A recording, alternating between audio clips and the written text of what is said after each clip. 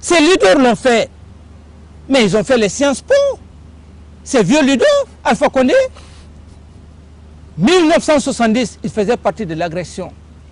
Il a été condamné par Sékou Touré à contumace. Feu Général Lansana Conté, il a été condamné ici, devant nous. Et c'est le plus rusé. Pourquoi il est rusé et méchant? Il a laissé les autres leaders ici. Il est parti aux États-Unis. Et donc, Dalin est resté, Jean-Marie Doré est resté, Fall est resté, si j'ai bonne mémoire. Oui, il était là. Sidia est resté. Mokhtar, le jeune. Mokhtar, il est resté. Lui, il est parti. Pourquoi il a fait? Il est très rusé. Il a fait pourquoi? Parce qu'il sait que s'il y a la justice, de près ou de loin, si ces hommes-là ont tiré, ces hommes ont tiré. Mais la loi condamne que lorsque tu conduis un mouvement et que tu n'arrives pas à contrôler le mouvement, et que tes partisans se saisissent des armes de guerre, et que tes partisans portent préjudice aux usagers, brûlent les véhicules, et qu'il y ait des morts, tu en es responsable. Et donc, ça veut dire que si demain, la loi, la justice, de près ou de loin, doit condamner, d'une part, ceux-là comme militaires, c'est que ceux-là, les leaders qui sont là, ils vont être certainement condamnés. Je ne dis pas condamnés parce que je dis certainement.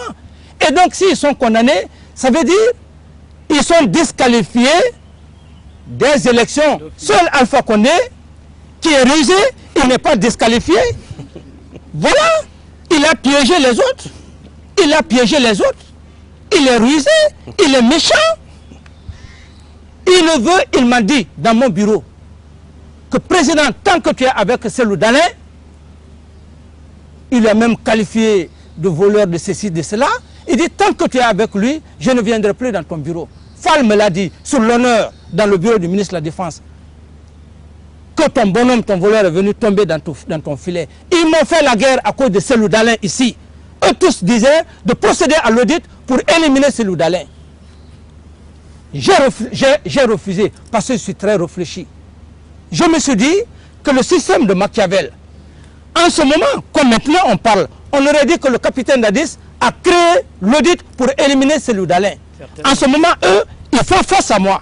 Donc je me suis refusé. Ici, la presse en a parlé. Le programme d'audit est en cours. Voilà, un autre événement vient tomber. Il laisse ses collègues. Pourquoi ne pas rester? Il reste aux États-Unis, aux Nations Unies, il est au Quai d'Orsay, il est à Bruxelles. Il laisse ses collègues ici. Tout ça pourquoi? Parce que, et c'est pourquoi il est acharné, il parle de justice et il sait que s'il y a ça, si les militaires ont un côté, les autres leaders ont un côté, c'est-à-dire les leaders politiques, parce qu'il y a le code de conduite. Lorsqu'on organise une marche, si la marche est pacifique, et si la marche était pacifique, sans porter préjudice aux édifices, sans se saisir des guerres, sans brûlure, que ces hommes partent, même s'ils avaient défoncé le stade, marcher dans la pacificité, je crois que là aussi, c'était pardonnable.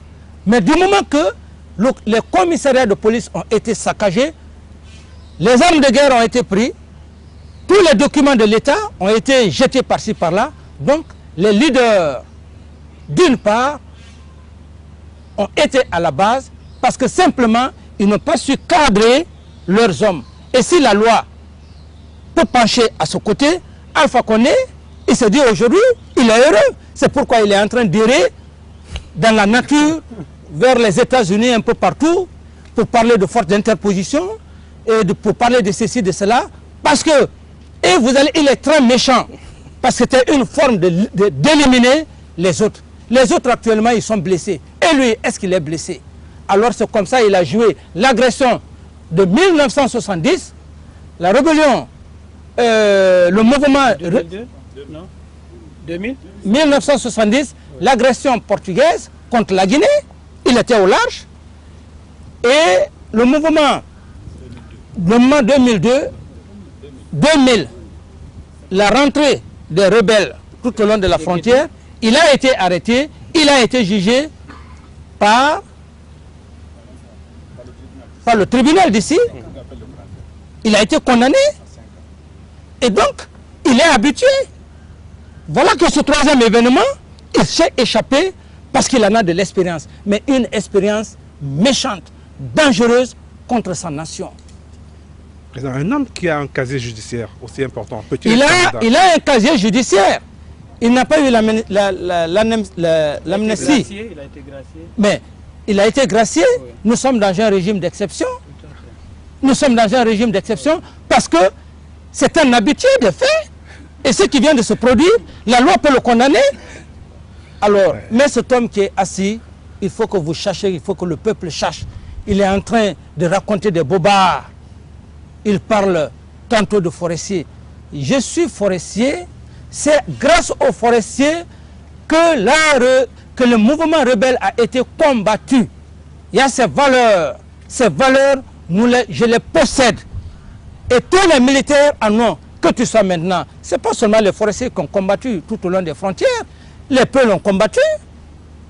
Les Malinqués ont combattu. Les Soussous ont combattu. Et donc, l'Afrique a ses valeurs. Alors quand il a fait allusion à tous ces facteurs, mais est-ce que les éléments qu'il est en train de parler, tout ça, c'est moi qui les ai incorporés dans l'armée? Donc c'est un homme qui a des faits habitués. C'est un habitué de faits. C'est un homme dangereux. Et voilà, aujourd'hui, ils sont dépistés. Il faut donc aller à l'extérieur, à l'Hexagone, aux États-Unis, fustiger l'image du CNDD. Et qu'est-ce qu'ils ont fait? C'était le système de Madagascar. C'est-à-dire, au moment où ils ont saccagé, les partisans ont saccagé les édifices, se saisir des armes de guerre. Pour eux, toute la population allait se soulever. Allait suivre. Allait suivre le mouvement.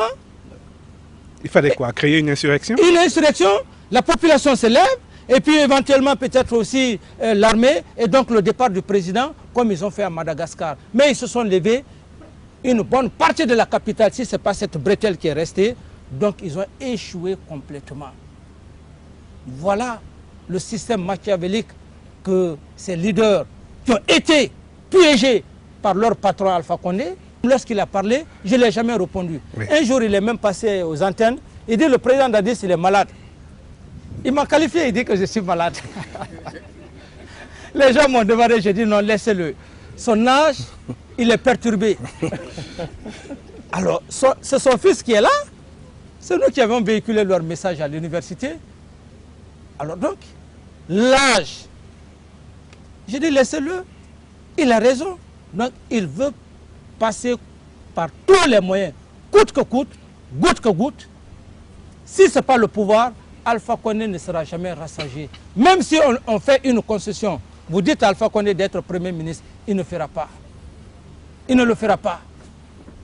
50 ans, il lutte à avoir le pouvoir. Donc il se dit que c'est sa dernière chance. Oui. 72 ans par rapport à cette génération. Alors, donc c'est pourquoi je ne l'écoute pas. Je ne l'écoute pas. Monsieur le Président, on a beaucoup parlé de politique, parlons un petit peu de vous. On vous connaît mal, hein. On vous connaît par les images qui nous arrivent de Guinée, mais vous, d'où vous vient cet... Est-ce que vous avez imaginé un jour dans votre parcours être à la place que vous êtes? C'est pour vous dire que quand je parle du destin, pourquoi j'ai appelé un de mes instructeurs et pourquoi j'ai parlé du ministre de la Défense? C'est eux qui nous ont donné les cours de commune de base, demi-tour droite. Je n'ai jamais pensé en commune de base. Non,